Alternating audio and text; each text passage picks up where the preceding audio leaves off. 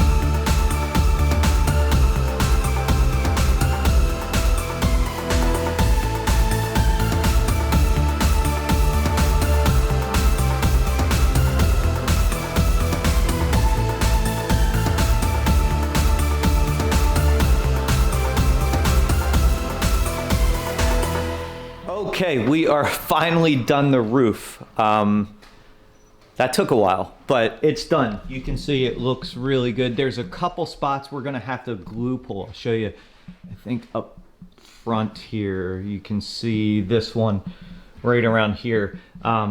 It's just too doubled up. I can't get a tool on it, so, but that's something that's shallow enough that we can glue pull.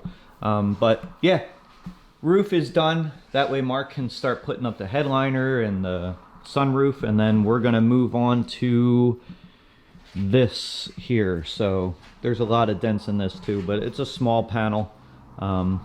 So let's get moving on this.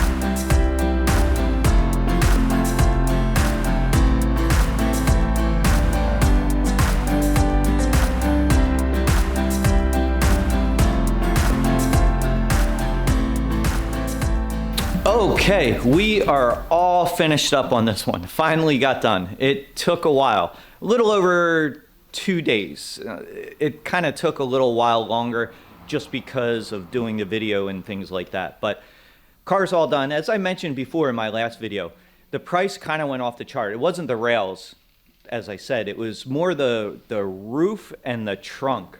I used the Mobile Tech RX app that kind of gives you a pricing what the insurance companies allow, and the amount of dents and size, it kind of went off that chart. So you kind of just add what you think it would be worth to do if you want to take on the job. I wanted to do this job. I knew like all the dents could be done. So, and again, that's why it kind of took a little longer, but I'll show you the results here. We got the roof is all done, trunk is back on, all done, all the sides, the rails, fenders, doors, everything's done. So car looks really good. I think the customer is going to be happy with the results.